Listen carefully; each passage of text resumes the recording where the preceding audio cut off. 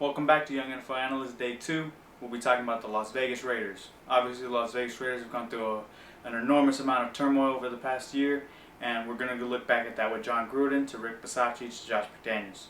So obviously, starting off with John Gruden, we saw what happened with his emails and what he said and everything like that, and he's fired and leave it at that. But he does have head and strength conditioning coaches who are still on the roster, who are still going to stay with the team. And those are your head, your assistants, your three assistants actually, including his son Deuce Gruden, who was still with the team. Then Rick Bisaccia came in, kept the coaches. You're in mid-season, so he's obviously going to keep his guys. And now is no longer with the team. So McDaniels has come in, and he's brought in his GM in Dave Ziegler, and now they're trying to build up that New England culture into Las Vegas and see how that goes together. So, obviously, you're starting off with your three quarterbacks. You've got Derek Carr, Jarrett Stidham, Nick Mullins. So, Derek Carr is obviously QB1, former MVP, Jarrett Stidham. He's got a guy who, he knows the system. He hasn't played particularly well, but he does know the system, and it's just someone who McDaniels already has the trust in, saying, hey, this guy already knows the system. And Nick Mullins, he's a guy who's brought in. He's a quality backup QB. He can be the QB2, but I believe that that'll actually go to Stidham just because of his ability to understand the system, where Nick Mullins may be a better football player, but because he doesn't understand the system yet, he may just be cut just based off that fact. Nick Mullins actually has shown great potential in a game against the Raiders when he was with San Francisco, and he even showed to be pretty decent with all of Cleveland out with COVID last year in that game that was flexed to later in the week. Now with the running backs and fullbacks, because you're only carrying two quarterbacks, unlike back in McDaniels' day where he carried three, I believe they'll change that to two, and they'll carry five backs, which will be four running backs and a fullback. That fullback will be Jacob Johnson. Your four running backs will be Josh Jacobs, Kenyon Drake, Zamir White, and the last one being Brandon Bolden. I believe Brandon Bolden will be the last player because he does understand the system, just as Jarrett Stidham does. And when you have guys who understand the system like those two guys, it allows it to be that much easier for Josh McDaniels to say, hey, I have guys in the room with the QBs, with the running backs, who not only are with the coaches, but they already have an understanding of what I want and what I need out of these players at these positions. They can now tell it from a player's perspective, hey, this is what I'm seeing, this is what I'm seeing, and now there's a player to coach to head coach communication line that is already established. Now you're looking at receivers. You've got Devontae Adams, Hunter Renfrow, Demarcus Robinson, Keelan Cole, Matt Collins, and Tyron Johnson. The same system applies, except rather than with the New England tree, it's actually with the Green Bay tree. So you're looking at Devontae Adams, and then the receivers coach, Edgar Bennett, who came from Green Bay, and now he's going to be the player to head coach line that is established, because once Devontae Adams falls in line, everyone else will follow suit. And at tight end, you have Darren Waller, Foster Monroe, and Jacob Hollister. Jacob Hollister is the New England tie, so he has that player to coach to head coach, which is something that allows McDaniels to have one less thing. He already has that established communication and never has to really worry, hey, what is this guy thinking? What is this position group thinking? Without that line of communication, because it's being established. And as their relationship grows between the star players, such as a Josh Jacobs, a Derek Carr, a Darren Waller, he already has a guy who's like, hey, this is what Waller's saying, and this is how I'm feeling about what Waller's saying. What does McDaniels think? And then they're just able to have communication lines already built, and then as the season progresses, they'll become even better with the more personal relationship. Now with the O-line, I believe it is where the Raiders' biggest questions lie when you're looking at this roster. Where does everyone slide in? The left tackle and center are already established. Your left tackle is Colton Miller. Your center is Andre James. Left guard, and right tackle are where the question marks lie. Denzel Good, Alex Leatherwood, Brandon Parker, Dylan Parham. Those are the four guys who I believe have a chance at starting. I would put Brandon Parker at right tackle, Alex Leatherwood at right guard, and Denzel Good at left guard. The reason I would do that is because of Leatherwood. Alex Leatherwood is a 17th overall pick, and because he wasn't that great at right tackle last year, I would move him into guard. He was already moved into guard last year. He seemed more comfortable, and he's one of a bigger body, and he also has this He also had a lot of false starts at right tackle, where at right guard, he has his center and he has his right tackle, where that pressure to be the outside guy with no one to help you on that outside. He now has two guys who can help him, or he can be the help to go double team, and a lot less pressure is on him, and now he's able to play more freer, and he's also able to just play as himself rather than trying to be something at the NFL level that he's really not. Now you're looking at the backups. So you got Dylan Parham, who I said could be a starter, but I don't believe that he will be.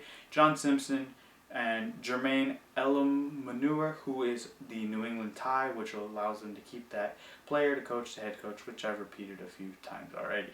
And then you have Alex Munford, who's actually the draft pick, and then Alex Bars, who I believe would be the odd man out in this nine-man rotation, or not rotation, 9-man front that they would have. So you got your 5 starting, your 4 bench, and I think that Alex Bars would be the 10th man, and he'll just be the odd man out. Now flipping to the defensive side, they've made a huge change this year. They're going from a 4-3 defense to a 3-4 defense. What does that mean? Max Crosby's roles change, Clelin Ferrell's roles change, and you're bringing in guys like Chandler Jones who fit that 3-4 defense, rather than guys like Marcus Davenport who fit a 4-3 defense, or someone who fits that 4-3 style. Frank Clark, or other players who fit that. You're now bringing in guys who are outside linebackers rather than defensive ends. So now you're looking at your interior defensive line, because when you have those outside guys, they're going to get a lot of outside pressure, but it's really up to those inside guys to really be able to bull rush and get to that quarterback and make him step, and those outside guys to make him step up into a pocket that's already clustered and messed up by that interior D line. So that's you're looking at Jonathan Hankins, Neil Farrell Jr., the rookie out of LSU, Matthew Butler, Vernon Butler, Kendall Vickers, Bilal Nichols, and Malcolm Kuntz. Those are your 7 guys that are going to be in the interior of that 3-4 defense that you're going to rely heavily on to get that pressure and be able to say, hey, look, this is how we're going to be able to push into there, and now we're getting sack numbers for those guys, and that's how the Raiders are going to try to create that pressure. Now, as an outside linebacker, you've got Kyler Fackrell, Chandler Jones, Clelin Ferrell, Max Crosby, Tashawn Bauer. Now, the question mark for me is, where does Clelin Ferrell's role lie, and where does Max Crosby's role lie? Because Kyler Fackrell is a very good outside linebacker, and Chandler Jones is obviously one of those top outside linebackers who gets to the quarterback in a hurry. So does that mean Clelin Ferrell is now an rotational outside linebacker, which as a number 4 overall pick doesn't really seem to be the best situation for him? And I think that one of the best things for him, not only for him but also the Raiders, would be looking at something like a Baker Mayfield situation. Hey, look, we'll take half of his salary, you can take the other half, you give us a pick back and he can go play 4-3 somewhere else. I would actually even look at a team like mine in the Kansas City Chiefs who could actually use him, and he could be a rotational guy on that team, since that defensive line is actually one of the worst in the league in my opinion, and him being on the team would actually help a lot. Now you're going to have a guy like Max Crosby. Where does he play? Because I would say he's an outside linebacker in a 3-4, but he could be a defensive end, although I don't think that allows him to maximize his potential, and especially with them giving him that huge contract this offseason, I think him being able to maximize that contract is something that the Raiders have to look at, since that is their one of their first big signings along with Devontae Adams. You have to make sure those work, just for not only for it to better help your franchise, but also PR-wise it needs to work. Your inside linebackers, Denzel Perryman, Jaylen Brown, Devon Diablo, and then you have your decision between Kenny Young and Micah Kiser. When you're only carrying 4 inside linebackers, I think you have to go with the better defender rather than the better special teams guy, which in this case is Kenny Young, in my opinion, versus a guy like Micah Kiser who could really help out the special teams, but I honestly believe that Kenny Young can help out the defensive, and Jaylen Brown and Kenny Young and those guys can help, and maybe even a Devon Diablo can help in that special teams route. Now you're looking at cornerbacks. I believe they'll switch it up from 4 corners and 5 safeties, which is what McDaniels did in Denver, to now 5 corners and 4 safeties. Those 5 corners, in my opinion, will be Trayvon Mullen, Nate Hobbs, Rock Ya-Sin, Darius Phillips, and a debate between Amik Robertson and Anthony Everett. I believe it'll be Amik Robertson just because of his potential, where we've seen what Anthony Everett can be, but a guy like Amik Robertson has potential, and Darius Phillips already fits that. That was actually the first Raider signing that they had, and I think he would be able to communicate pretty well, and that way Amik Robertson can grow into this New England system.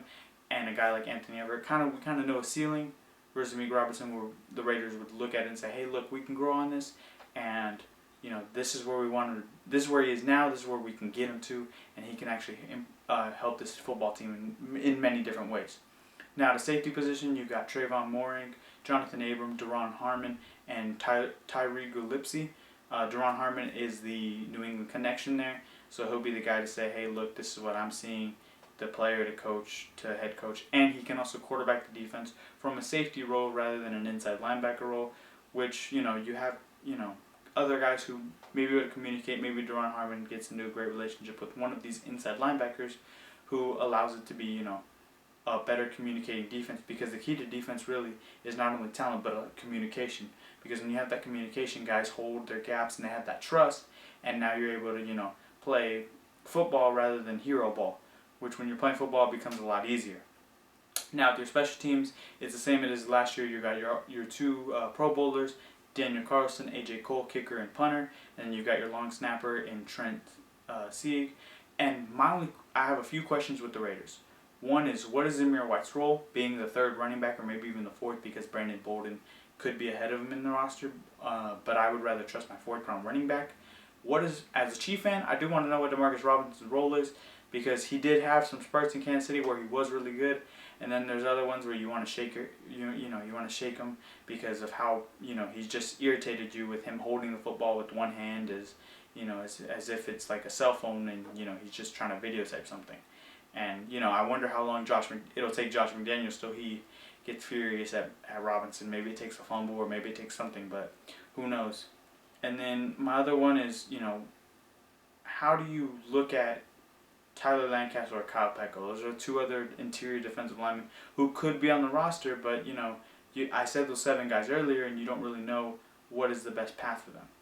Now, I think this decision on what this roster breakdown is really going to tell where the Raiders want to go in the next few years. Are they trying to become the Las Vegas Patriots, or are they keeping to some of their roots, and are they staying the Raiders, or just completely changing the culture? Because there are guys on the bubble who you would say, like, hey, look, Tashawn Bauer, Kendall Vickers. Those are guys who played for the Raiders last year, and they don't have the greatest numbers, but they didn't have the most opportunities either. Do you say, nah, we're good, we're going to move on, and we're going to bring in these veterans who will be able to learn the system really quickly, and versus these young guys who we can help develop, and then you start getting your own guys next year once the veterans are out of the way?